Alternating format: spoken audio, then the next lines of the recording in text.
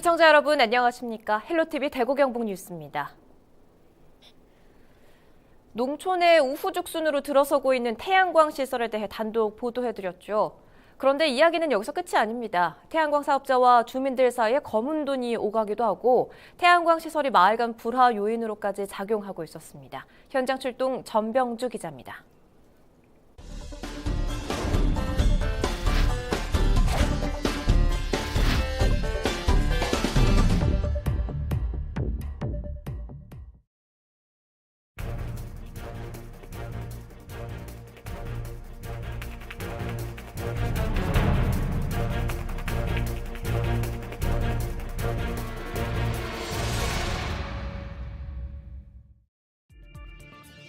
산을 깎아낸 자리에 태양광 시설이 설치되어 있습니다. 의성군 기준 6년 전 6곳이었던 태양광 시설 허가 건수는 지난해 말 기준 600여 건으로 100배 가까이 증가했습니다. 태양광 시설 설치를 완료했거나 현재 공사가 진행 중인 곳은 전체 20%에 불과하지만 지역 곳곳에서 태양광 시설을 쉽게 찾아볼 수 있습니다. 태양광 전력 생산율이 개선되고 밤낮으로 전력을 보낼 수 있는 기술 등이 개발되면서 너도 나도 태양광 사업에 뛰어들고 있는 실정입니다. 태양광 시설이 우후죽순으로 늘어나면서 주민들은 골머리를 앓고 있습니다. 이곳에는 대규모 태양광 시설이 추가로 들어올 예정입니다. 수해 그리고 모든 과일이 온도가 상승됨으로써 피해가 입을 우려가 많고 저기 자두가 한창 익을 무렵에 다 익었다고 우리가 따니까 속에 다 썩었어요.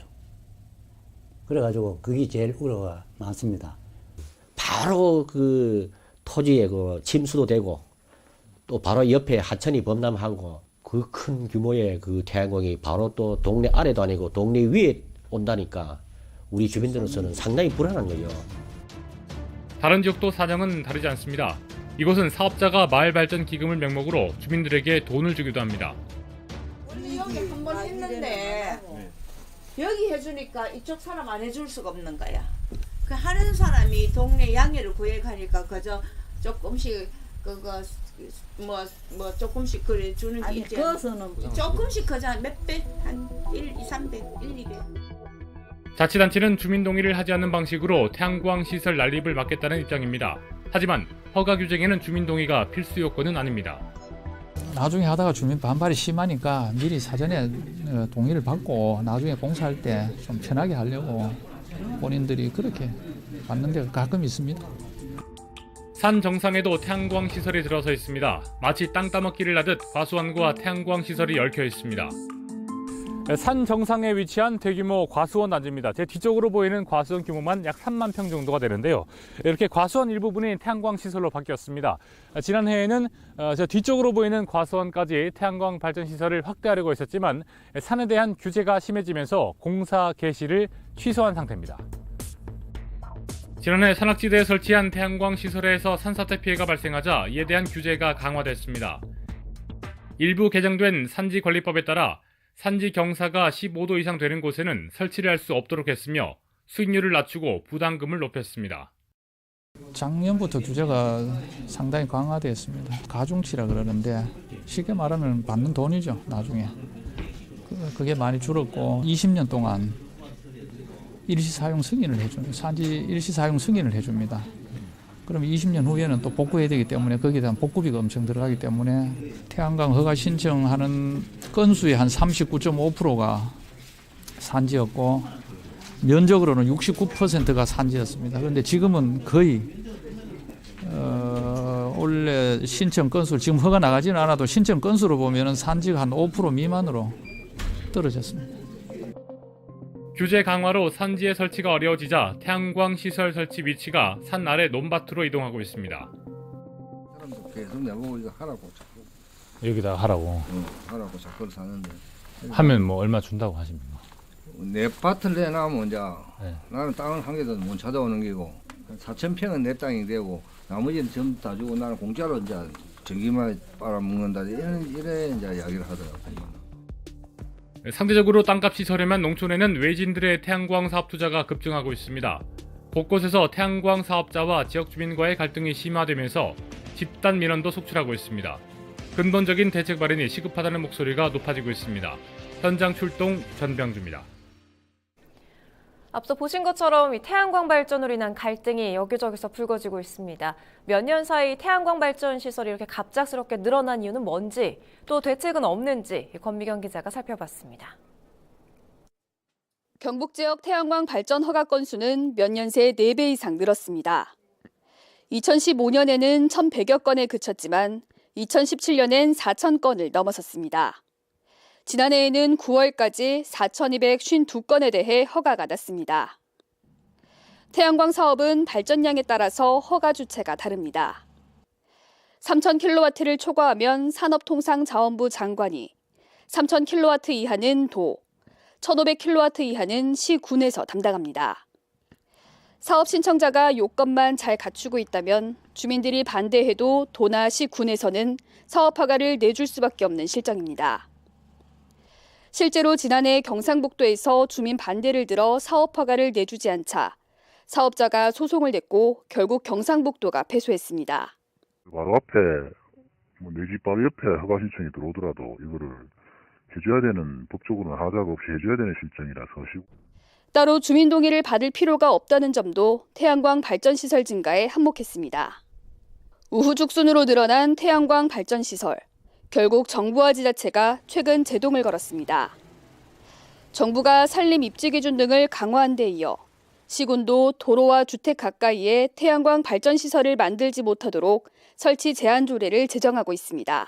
마을 근처에다 가는 것을 좀 방지를 하고 고도 관계, 또 경사도 관계, 또 이런 걸 우리 고려가 주민들의 그 생활에 피해가 안 나는 방향으로 이런 안을 잡는 겁니다.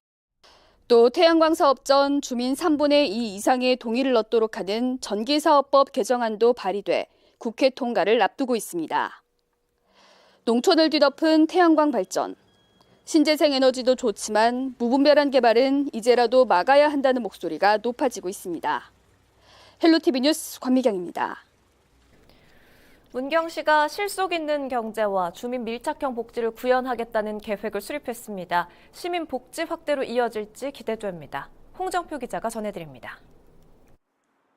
문경시는 지난 한 해 동안 20개 기업을 유치했습니다. 970억 원의 투자금을 유치했고 이로 인해 일자리 350개를 만들었습니다. 일자리 창출과 인구 유입을 위한 노력이 올해도 계속됩니다. 신기 제2일반산업단지는 지난 2016년부터 분양에 들어갔습니다. 문경시가 투자를 촉진하기 위해 조기 분양한 겁니다. 28만 7천 제곱미터의 산업용지 중 59%가 분양됐습니다. 전자, 의료, 광학기계를 비롯해 식료품 등 14개 업체가 입주했거나 준비 중입니다. 문경으로의 기업 유치는 투자기업의 공장 건립과 인력 고용으로 지역 경제를 활성화하고 일자리가 늘어나서 문경을 한 단계 더 성장시킬 중요한 역할을 할 것입니다. 또한 청년 일자리 창출과 골목 상권, 소상공인들에 대한 지원과 전통시장의 시설 경영 현대화 사업 지원이 확대됩니다. 중앙시장의 오미잔의 청년몰과 산양의 한옥카페, 화수원 등은 청년 일자리 창출에 좋은 본보기가 되고 있습니다. 지방 소멸이라는 문제가 심각한데 그것을 청년이랑 결부시켜서 해결하려고 하는 거는 저희는 너무 좋은 아이디어라고 생각이 들고, 도시에서 기회가 없는 청년들이 지역에 와서 기회를 얻고 또 지역에는 경제적으로 문화적으로 활력을 불어넣을 수 있으니까 너무 좋다고 생각을 합니다. 생활 밀착형 복지도 한층 강화됩니다. 노후된 장애인 복지회관 증축이나 리모델링, 경로당 신축과 보수, 2,000개의 독거 어르신들을 위한 응급안전 알림 시스템 등이 보급됐습니다. 안정된 노후 생활을 위하여 필요한 조치를 강구함으로써 어르신들의 안전하고 편안한 노후 생활을 할 수 있게끔 최선을 다하여 관광 문화체육의 도시, 장수 건강도시, 꿈과 희망이 넘치는 문경시가 되도록 하겠습니다. 읍면 동별로 구성된 지역사회 보장협의체와 민관 연계협력 활동도 강화됩니다. 문경시는 이렇듯 수요자 중심의 맞춤형 복지체계를 지향하며 함께 누리고 만들어가는 복지사회의 기초를 다지고 있습니다. 헬로티비 뉴스 홍정표입니다. 대구 동구가 변신 중입니다. 동대구역을 끼고 곳곳에서 재개발이 일어나고 도시재생사업도 공사를 앞두고 있는데요. 올해는 안전하고 살기 좋은 동구를 만드는 데 한층 더 노력을 기울인다는 계획입니다. 권수경 기자입니다. 대구 동구 신암동의 한 부지. 땅 고르기 공사가 한창입니다. 동대구역 주변 신암 재정비 촉진지구를 포함해 재개발 13곳, 재건축 16곳에서 정비 사업이 진행되고 있습니다. 동구는 낙후된 도심 이미지를 벗고 대구의 교통과 문화, 편의시설이 모인 중심지로 변화 중입니다.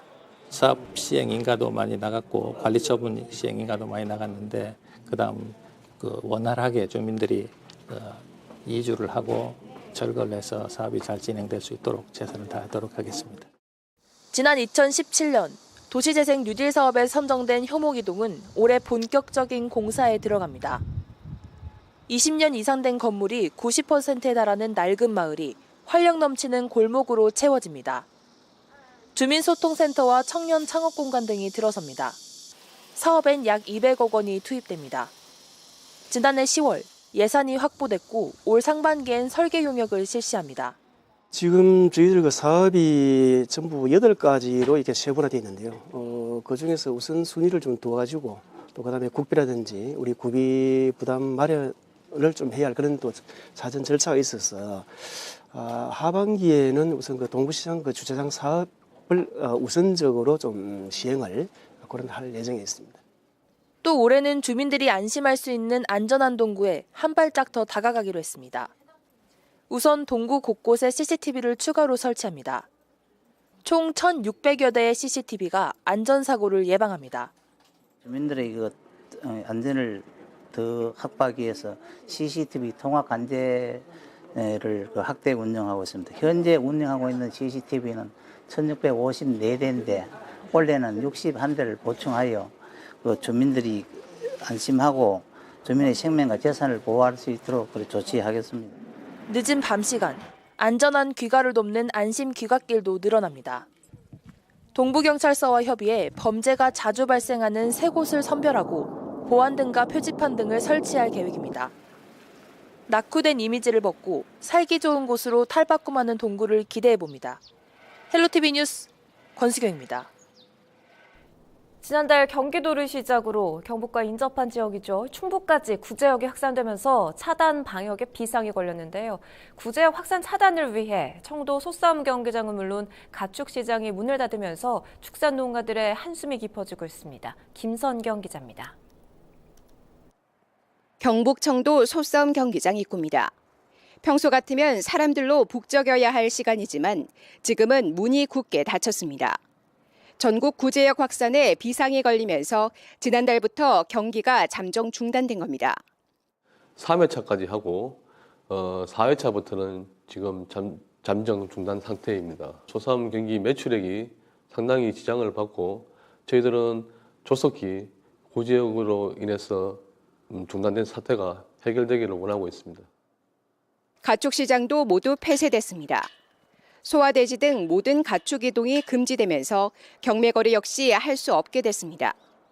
전국 가축시장이 올해 조치가 내려왔습니다. 한 달에 2번인데 지금 현재 21일까지는 폐쇄 조치되어 있고. 갑작스레 일거리가 끊긴 축사 농가들은 속이 새까맣게 타들어가고 있습니다.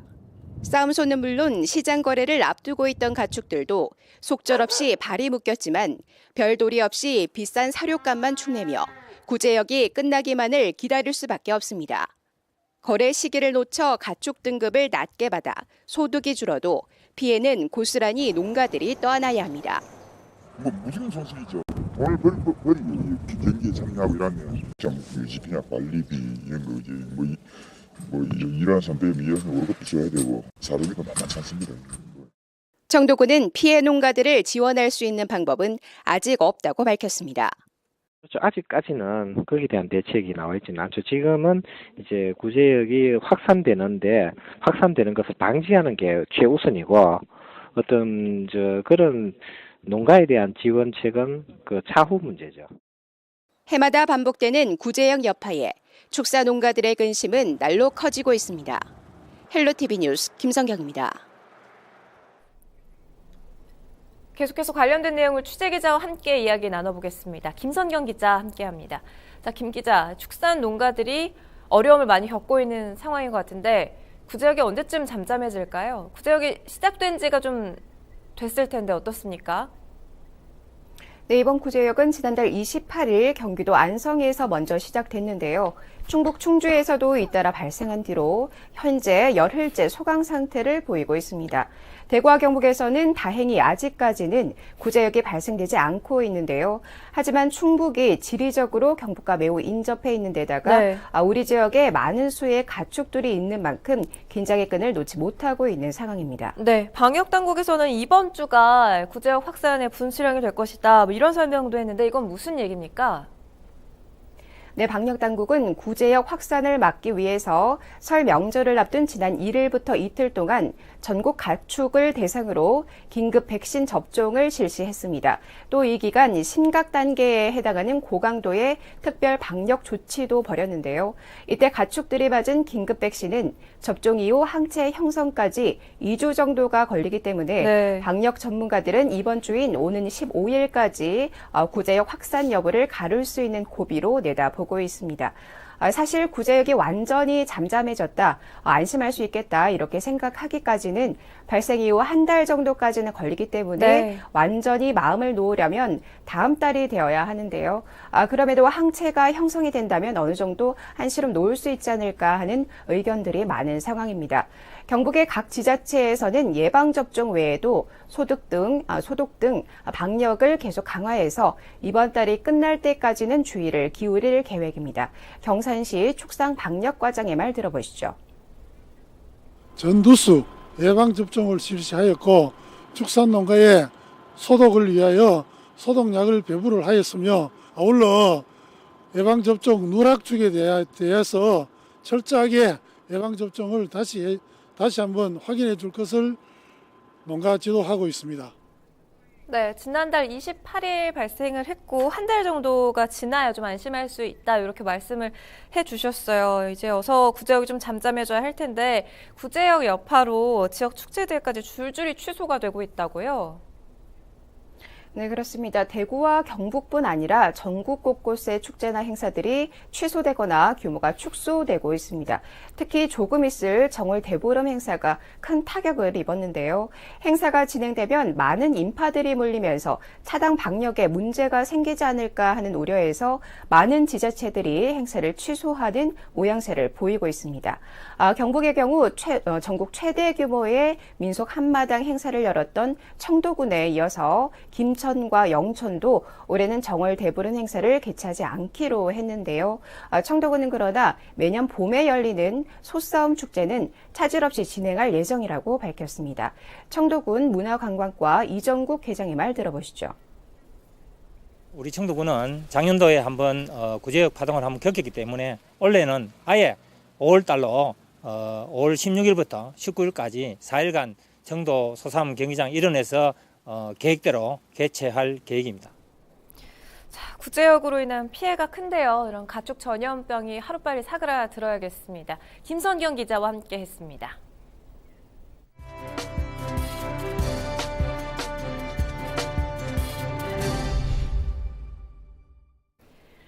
영천 여성 새로일하기 센터가 직업교육훈련에 참여할 교육생을 모집합니다. 교육 과정은 엑셀 실무, 헤어 디자이너, 밑반찬 마스터, SNS 마케터 등 4개 과정으로 모집 기간은 3월 29일까지입니다. 지난해에는 오토캐드 실무 등 3개 과정에 54명이 참여해 33명이 취업에 성공했습니다. 경주시가 농림축산식품부에서 주관하는 2020년도 일반 농산어촌 개발사업 공모에 3개의 사업을 신청했습니다. 신청한 사업은 안강읍 농촌중심지 활성화, 건천읍 대곡 1, 2 마을 만들기, 양북면 권일이 마을 만들기 사업으로 170억 원 규모입니다. 낙후된 농촌 지역을 활성화하고 도농 간 격차를 줄이기 위한 이번 사업은 오는 10월 중 최종 선정됩니다. 우리 지역의 이슈 콕 짚어봅니다. 헬로 이슈 토크. 지역의 이슈를 콕 짚어드립니다. 이슈 토크 시간입니다. 해외 연수 추태로 2명을 제명한 예천군 의회 시민단체가 의회 건물에 내건 대형 펼침막을 철거하고 또 의장실을 점검했던 농민회도 퇴거 조치했습니다. 하지만 아직도 이 문제는 가라앉을 기미가 없는데요. 이와 관련해서 집중적으로 좀 얘기를 나누겠습니다. 김정모 경북대 겸임교수, 또 이동화 예천 지역 활성화위원회 위원장과 함께하겠습니다. 안녕하십니까? 안녕하십니까? 네. 지금 뭐 예천군 의회가 박종철, 권도식 군의원 무리를 빚은 2명의 의원을 제명을 했습니다. 하지만 지역민들의 민심은 여전히 좀 싸늘한 것 같습니다. 일단 좀 큰 틀의 배경을 좀 봐주시죠. 예천군 의회가 1일 본회의를 열어가지고 박종철, 권도식 의원은 제명을 하고 그다음에 이형식 의장의 30일 이내 출석 정지 징계를 확정을 했습니다. 근데 이 앞서서 이것은 해외 연수 중에 불미스러운 사태를 빚어서 전국 언론의 보도 대문에 따라서 지역 이미지가 많이 실추되고 또 지방 의회에 대한 불신이 깊어지는 계기가 되었습니다. 그래서 이에 대해서 상당히 책임을 강하게 져야 되지 않느냐 이런 여론이 있는데도 불구하고 3명의 징계에 거쳤다는 점에서 일부 여론은 아직까지 계속 분노가 있고 특히 예천군 농민회 등 사회단체는 30일간 이어진 의장실 점거 농성도 했고 지금은 해제됐습니다만은 군의원 전원 사퇴 운동을 계속하겠다 이렇게 하고 있고 예천 지역의 군의원들을 향해서 일부 여론도 저는 예천군 의회 전체가 사퇴해야 되지 않겠느냐 이런 여론도 있는 걸로 알고 있습니다만은 지금 이 문제가 한국지방자치의회, 기초의회, 지방의회, 지방자치단체의 문제 종합적으로 연루된 문제로 단순히 예천 문제만이 아니고 전체 지방의회 차원에서 일어난 일인데 물론 예천에서 일어났지만은 이 문제에 대해서 앞으로 전화위복의 계기가 되도록 해야 될 것 같습니다. 네, 지금 뭐 영상에서도 보셨습니다만 큰절을 하고요, 또 무릎도 꿇고 설 전에 저런 모습을 보였는데 저희가 온라인상에 유튜브상에 올린 영상에는 새해 복 많이 받으십시오 이런 자막을 좀 달아서 올리기도 했었는데 궁금하신 분들은 좀 찾아보셔도 좋을 것 같고요. 지금 군민들이 분노하는 건 전원 사퇴를 요구하는 여론을 무시하고 또 군의회가 군의원 3명에 대한 셀프 징계로 사퇴를 무마하려고 했기 때문인 것 같습니다. 본회의 투표 결과부터 또 국민들의 민심까지 좀 큰 틀에서 다시 한번 짚어주시죠. 예, 군의회는 지난 1일 오전 11시 의회 3층 본회의장에서 속개된 제226회 임시회 본회의에서 지난달 30일 윤리특위에서 결정한 3명의 의원에 대한 제명 처리한 투표에 들어갔죠. 투표 결과 박종철 의원은 8명이 투표해서 무효표 1표를 제외한 7명의 의원이 찬성해 제명 처리됐고요. 권도식 의원은 투표 의원 7명 전원이 제명에 찬성한 것으로 밝혀졌습니다. 하지만 이형식 의원은 6명의 의원이 투표에 참여, 찬성 4표, 반대 2표를 제명 처리 부결됨에 따라 1개월 출석 정지에 공개 사과로 징계 처리됐습니다. 이런 결과에 대한 국민들의 분노한 것은 저는 사퇴를 요구하는 여론을 무시한 채 군의회가 군의원 3명의 대한 셀프 징계로 사퇴를 무마를 해서입니다. 이날 본회의가 비공개로 진행되자 공개하라! 국민들의 항의도 이어졌습니다. 본회의가 끝난 나머지 뒤에 의원들은 청사 앞에서 무릎을 꿇고 사죄도 했고요. 2명의 제명으로 예천군의회의 재적 의원수는 9명에서 7명으로 줄게 되는데 지방의회의 징계는 가장 낮은 경고부터 출석 정지 제명 순입니다. 그래요. 지금 셀프 징계 가기 전에 심사도 셀프 심사했었는데 지금 징계도 셀프 징계 이게 논란이 굉장히 많습니다. 그리고 의장은 제명이 안 됐습니다. 원래는 3명을 제명한다는 거였는데 좀 이유가 있을까요? 아니면 뭔가 좀 계산을 했을까요? 어떻게 보십니까? 처음에 이제 여론의 압력을 받으면서 이제 윤리특위위원회가 구성되면서 흘러나온 얘기는 3명의 의원을 제명한다 이렇게 알려졌는 것 같은데 실제로는 이제 방금 앞에서 말씀드렸듯이 2명만 제명하고 의장 이형식 의장에 대해서는 이제 징계에 그쳤습니다.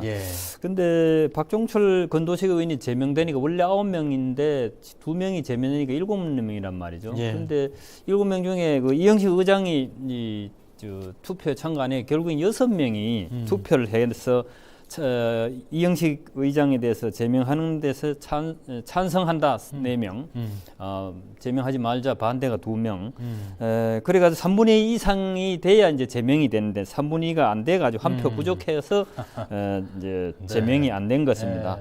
이제 윤리특별위원회 구성도 6명이었거든요. 6명이었는데 그 당사자들 빼고 6명이 윤리특위를 구성했는데 그때는 이제 말씀하신 대로 이제 같이 제명하는 걸로 돼 있었다는 얘기가 나왔는데 나중 가서는 지금 이제 윤리특위위원회 6명이 그대로 투표를 했는데 1명이 이제 반대한 걸로 봐야죠. 어쨌든 처음에 하고 좀 완화된 징계를 했는 거죠. 뭐 저희가 이슈토크 하면서 시간 끌기라는 표현을 굉장히 많이 쓰게 되는데 이것도 뭐 시간 좀 끌고 이슈가 좀 가라앉으면 되는 거 아니야? 뭐 이렇게 속으로 생각하고 있는 건 아닌가 좀 생각도 해봅니다. 제명 처리가 됐다고 해서 상황이 종결되는 것도 아닙니다. 박 의원, 박군 의원 등이 뭐 제명에 불복해서 법원에 효력정지 가처분 신청을 하면 이건 또 어떻게 되는 거예요? 이게 법원 결정이 나올 때까지 의원직을 뭐 유지할 수 있는 거 아닙니까? 그렇죠. 이제 법원 결정 때까지 의원직을 유지할 수 있는데 그게 이제 신청하는 기간이 이제 90일입니다. 결정된 지 90일이니까 석 달 내로 신청을 하면 되는데 과연 앞으로 신청을 할지 안 할지는 아직 뭐 두고 봐야 되죠. 그러나 박종철 의원의 경우에 윤리특위 결정을 받고 나서 명확하게 밝히지 않은 것 같아요. 군의원의 뜻을, 군의회의 뜻을 존중하겠다. 뭐 이런 정도의 원칙적인 입장을 밝혀가지고 일부 이제 그 국민들 사이에서는 법원에 가서 또 소송을 할 것이다 이렇게 생각한 사람도 있고 뭐 그 정도면 이제 소송도 안 하고 뭐 깨끗이 물러나겠다 이렇게 하고 있지만 실제로 결과는 본인들이 2명이 어떻게 하는지 앞으로 두고 봐야 되지만은 군의회의 결정을 존중해서 국민의 뜻을 잘 받들어 현명하게 처신하기를 기대하는 수밖에 없는 것입니다. 네, 그래요. 뭐 이렇게 직함에 장이 달려 있거나 뭐 의원이 있는 분들은 좀 뭔가 실수했거나 잘못했을 때는 이럴 때 좀 빨리 사과면 사과, 좀 대응을 했으면 하는 그런 바람을 가져봅니다. 경찰 수사는 어떻게 진행되고 있습니까? 예천 경찰서에 따르면은 군의회의 해외 연수 비용이 부풀려졌다는 의혹이 있어가지고요. 예천 군의 해외 연수 위탁을 했던 대구의 한 여행사에서 구입한 군회에 제출된 기재된 문서를 보면 100만 원이 더 많은 인당 100만 원이 더 많은 239만 5,700원이었다. 해외 연수를 따는 인원이 14명인 점을 고려해 보면 약 1,500만 원 차익이 생긴 셈인데요. 경찰은 지난 24일 해당 여행사에 압수수색을 해 자료를 확보했다고 합니다. 경찰은 예천의 다른 여행사가 이 여행사에게 해외 연수를 위탁하면서 1인당 100만 원을 부풀려서 거짓 영수증을 처리해달라라는 요청이 있었음을 확인했다고 합니다. 여행사는 여행 중 발생할 수 있는 추가 경비에 대해서 항공료에 더 책정을 해서 가는 것이 업계 관행으로 되어 있는 걸로 진술하고 있고요. 경찰은 군의회에서 이 차액을 리베이트 등 다른 용도로 썼는지를 지금 확인하고 있다고 합니다. 그래요. 이런 가운데 지금 예천군의회 의원들이 미국 해외 연수 추태 논란으로 이렇게 무리를 빚고 있는 가운데 이 해당 지역구 국회의원이죠. 자유한국당 최교일 의원, 지금 영주, 문경, 예천 이렇게 지역구인데 해외 연수 추태 의혹이 제기돼서 좀 시끄러웠습니다. 이게 혹자들은 그 국회의원의 그 군의원 이런 표현도 쓰고 라임을 좀 맞춰서 그 의원의 그 의원 뭐 이런 표현들도 쓰던데 이거 어떻게 봐야 되겠습니까? 사실 이 최교일 의원의 미국 스티바 출연 요거하고 지방의회 사건하고 관련이 없는데 네. 같은 시기에 터진 이유는 이 여행 가이드가 이걸 보고 말하자면 미투죠. 이거 나도 그랬다 이런 건데 최교일 의원 같은 경우는 기자회견을 2차례 했습니다. 술을 한잔 할 수 있는 주점으로 알아봐 달라고 했지 스팁쇼 하는 곳에 알아봐 달라고 하진 않았다라고 말했는데 가이드는 또 그거하고 다르게 스팁 바에 가자고 얘기했다고 그러고 뭐 어느 게 진실인지는 모르겠습니다만은 지금 이 문제 예천군 의회 의원들의 그 카나다 미국 방문 시에 이런 불미 사태 난 것에 대해서 최교일 의원도 책임이 없지 않거든요. 최교일 의원이 이제 예천 문경 영주시의 국회의원이고 또 이 지방의원 이들 지방의원들의 공천은 사실상 국회의원들이 하는 걸로 지금 알려져 있고 형식은 여러 가지 취하지만은 그래서 예천 군의회 사태에 대해서도 명확한 뭐 사과 발언 이런 것도 없었는 것 같은데 지금 또 잇따라 지금 이제 스트리바 출입하는 이 문제가 불거졌습니다. 사실 이게 바로 정치하는 사람들의 이제 도덕성 논란이 극치를 보였는데 앞으로 이 문제가 어떻게 될지는 이제 정치인 스스로 이제 결정을 해야 되죠. 네, 이게 뭐 좀 전에 이제 그 의원의 그 의원 표현했습니다만 이게 좋은 해석으로 그 의원의 그 의원 이런 표현이 나왔으면 좋겠어요. 야, 그 국회의원 인성, 인품 말씀하신 도덕성 너무 훌륭하니까 우와 그 지역의 군의원, 뭐 시의원들의 인품, 인성도 야, 너무 좋다, 너무 봉사 잘한다. 야, 안 해도 되는 일들을 찾아서 한다. 뭐 이런 소식들이 좀 들려왔으면 좋겠는데 이건 좀 무리수일까요? 아무튼 좀 지켜보겠습니다.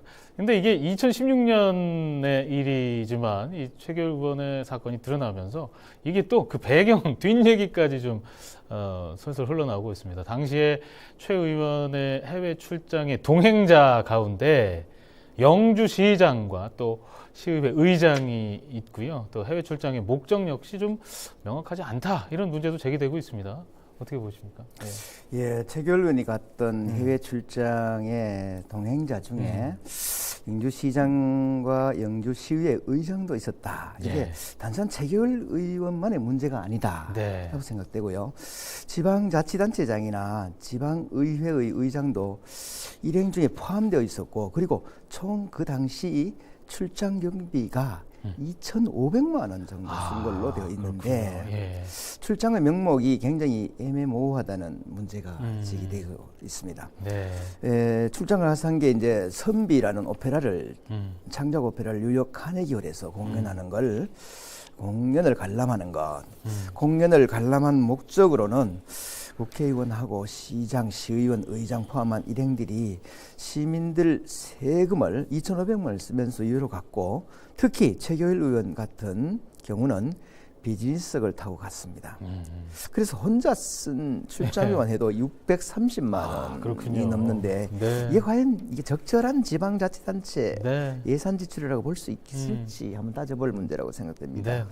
또한 국회의원이 공천권을 가지고 있는 지방자치단체장이나 지방의회 의장하고 같이 동행하는 형태의 해외 출장, 그것도 지방자치단체 예산으로 가는 해외 출장도 문제인 것 같습니다. 그다음 문제로 드러난 국회의원들의 해외 출장 유형하고는 좀 다른 새로운 유형이 지금 적발된 거라고도 볼 수 있지 않는 상황이라고 생각됩니다. 네, 그래요. 제가 다시 한번 말씀드리지만 그 직함에 의원이 붙은 분들 또 장이 붙어 있는 사람들은 내 삶의 어떤 궤적, 흔적이 계속 남는다는 걸 좀 인지하고 순간순간 어떤 선택의 순간에 놓일 텐데 그럴 때 이런 점을 좀 마음 깊이 고려해 주셨으면 하는 그런 바람을 가져봅니다. 영주와 예천이 지역구인 최교일 국회의원의 부적절한 해외 방문과 관련해서 이제 지역사회의 대응도 좀 본격화되고 있는 것 같습니다. 이 부분도 좀 짚어주시죠. 예, 영주 시내 곳곳에서 최교일 국회의원의 책임을 묻는 현수막이 벌써 걸렸고요. 최 의원의 사퇴와 경비 반납을 요구하는 것이죠.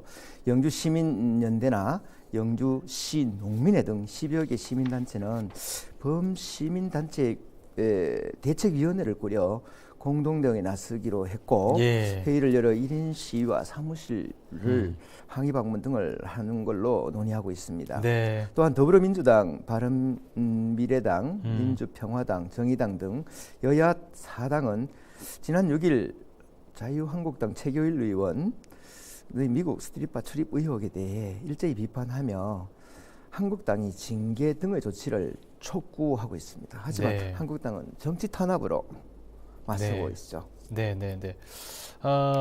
그리고 또 뭐 이제 다시 박종철 군 의원 얘기로 돌아갈게요. 전과 2범입니다. 이 지금 박종철 군 의원을 추천한 당사자가 이제 최 의원인데 예천군의회 사태가 일어났을 때 뭐 이렇게 약간 사과의 발언을 했었습니다. 그 이후에도 뭐 비슷한 논란의 중심에 서 있는데 왜 이런 문제가 계속 되는 걸까요? 우리 지역의 시각으로 한 말씀 더 해주시죠. 예, 지역에서 보면 지역구 국회의원은 사실상 기초의원 공천권을 행사하고 기초의원은 국회의원의 그 표를 모아주는 역할을 하는 그런 경향이 있습니다.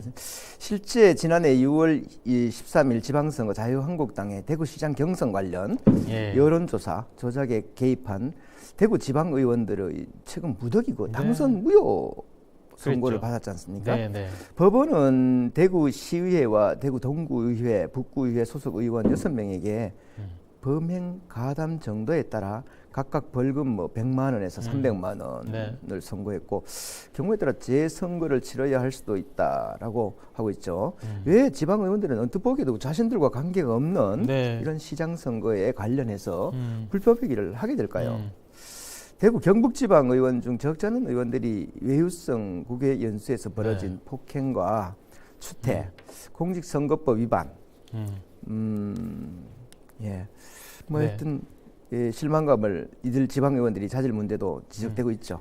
준법 정신과 도덕성 부족의 자질 문제까지 제기된 이들이 어떻게 지방의원이 될 수 있었을까요? 2006년 제4회 전국 동시지방선거부터는 기초의원 선거에도 정당 공천제가 도입돼 지금까지 이어지고 있습니다. 하지만 정당 공천제가 가진 장점보다도 부작용이 더 많이 표출되고 있다고 지적되고 있습니다. 지난해 이정진 국회의회 입법조사처 입법조사관을 발표한 지방선거 정당 공천 문제점과 개선 방안에 대한 자료에 따르면 정당 공천제도는 유권자들에게 후보자에 대한 중요한 정보 제공과 책임 정치 실현 가능성을 높여준다는 장점이 있는 반면에 지방 정치의 중앙 예속 심화와 정치자금 비리, 공천 과정의 공정성과 투명성, 확보의 어려움 등의 문제가 있는 것 같습니다. 그래서 그런지 이제 뭐 늘 이런 문제들이 나오면 지방 뭐 정당 공천제 폐지해야 된다 이런 목소리가 좀 높아지고 있습니다. 이게 시스템 자체가 구조 자체가 이렇게 돼 있으니까 이렇게 되는 거 아니냐 이런 분석들이 많은 거죠. 의원이 되려면 그렇게 할 수밖에 없지 않냐, 관행 아니냐 이런 목소리인데 이 부분 좀 어떻게 보십니까? 근데 지금 현재 예천군 의회 사태로 많은 사람들이 지방의회가 과연 필요하냐까지도 지금 분노하고 있고 방금 앞에서 말씀하신 대로 공천제도를 없애야 되냐 이런 여론이 높아지고 있는데 근데 이 문제 잘 생각해 봐야 됩니다. 이제 지방의원 공천제도가 지금 국회의원들의 잘못으로 지금 이런 부작용이 났거든요. 그런데 우리 사회는 뭔 문제가 일어나면은 그 제도 자체만 비판을 하고 제도를 없애야 된다고 이랬는데 이 제도 자체를 없애는 것도 또 다른 문제를 낳거든요. 예를 들면 지방의원 공천제를 폐지했다. 그러면은 여기 보니까 안동시의회 의장도 그 공천제 폐지하자. 대구의 어떤 시의원은 또 서울 국회 올라가서 1인 피켓 시위를 벌이고 있어. 공천제 폐지하자고. 그럼 공천제를 폐지하면은 어떻게 다음 선거 어떻게 되냐 하면 지금 현직 지방의원들이 대거 당선됩니다. 그대로 신인이 갈 수가 없어요. 그리고 정당 공천에는 원래 제도 취지는 뭐냐 하면은 시민들이 유권자들이 바라볼 때 수많은 의견 중에서 정리된 서너 개의 정당이 정리된 후보를 내고 정리된 정책을 네. 냈을 때 유권자들 선택을 용이하도록 만드는 건 네, 제도가 네, 네. 원천적으로 그런 제도란 말이죠. 네. 그 제도가 좋은 제도 불구하고 그 운영하는 국회의원들이 예. 잘못으로 인해서 네, 네. 그런데 그것을 폐지하자 하는 데는 상당한 문제점이 네. 있어요. 그리고 이 네. 문제를 보는데 수많은 사람이 지금 이제 군의원들의 이제 돌팔매질을 하고 있는데 네. 사실상 전국의 지방기초자치단체 의회 의원들이 거의 비슷한 수준이고 네. 제가 좀 이제 비관적인 건 모르겠습니다만은 이 이제 무조건 이 의원들에게 돌팔매를 던지는 게 능수가 아니고 좀 균형 있게 예. 정말 이 사태를 이걸 전화위복의 계기를 네. 어떻게 만들 것이냐. 그래 네, 분노도 너무 분노할 게도 아니라 차분하게 냉정하게 이 문제를 대처해서 좋은 제도를 네. 정당 공천 제도도 뭐 이제 부작용의 문제가 있으니 그걸 고쳐 나가는 그런 제도 개선의 계기로 삼아야 된다 이렇게 생각합니다. 네. 오죽했으면은 정당 공천제 폐지하자 이런 얘기까지 나오냐. 잘 운영하면 폐지하겠냐. 이런 의미로 좀 받아들였으면 하는 그런 바람입니다. 누군가는 이번 사태를 일으킨 가장 큰 원인 제공자는 해당 의원을 공천한 정당이라고 말하기도 하는데요. 문제 정당, 해당 의원들은 책임을 통감한다면 지역민의 뜻을 바로 알고 철저한 대책 마련에 좀 이제라도 늦었지만 적극 나서주길 기대하겠습니다. 오늘 두 분 자리해 주셔서 고맙습니다.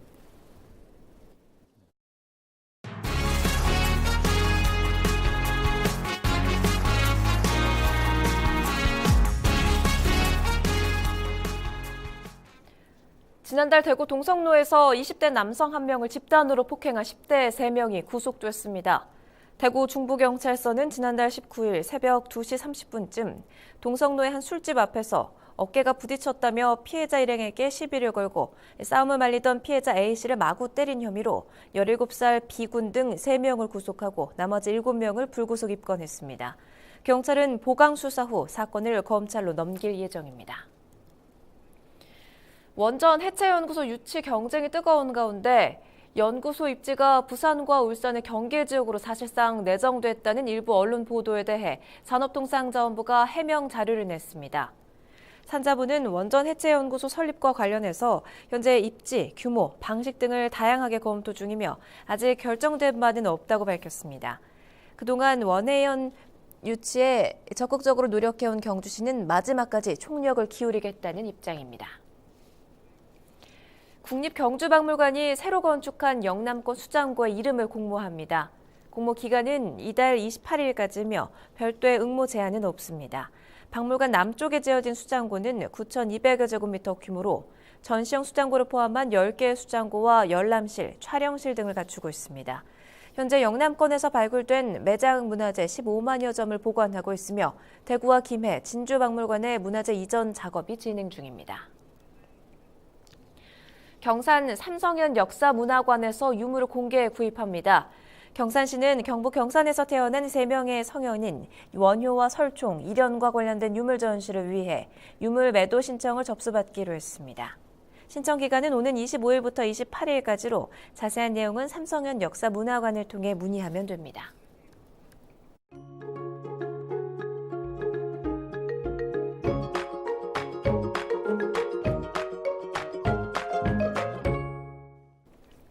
추위가 물러간 자리에 미세먼지가 기승을 부리고 있습니다. 대기 정체가 이어지는 데다가 중북발 스모그까지 날아들면서 하늘 먼지가 가득한데요. 바깥 활동하실 때는 보건용 마스크를 꼭 챙기셔야겠습니다. 자세한 날씨입니다. 수요일 날씨입니다. 예년 이맘때와 비슷한 겨울 날씨가 예상됩니다. 아침에는 영하 6도로 시작해 한낮에 6도까지 기온이 오르겠는데요. 이만큼 일교차가 크게 벌어지니까요. 옷차림에 신경을 써주셔야겠습니다. 황사 영향에다 미세먼지 농도까지 높게 나타나면서 대기질이 좋지 못한데요. 호흡기 질환 걸리지 않도록 각별히 신경을 써주셔야겠습니다. 당분간 큰 추위 없이 예년 이맘때와 비슷한 기온 분포가 예상됩니다. 금요일에는 전국에 한 차례 비나 눈이 지나겠는데요. 비나 눈의 양은 많지 않겠습니다. 겨울철 건조한 날씨가 이어지면서 건조특보가 확대 강화되고 있습니다. 일부 서해안을 제외한 전국에 건조특보가 내려져 있는데요. 화재 발생하기 쉬운 환경인 만큼 불씨 관리에 더 신경 써주셔야겠습니다.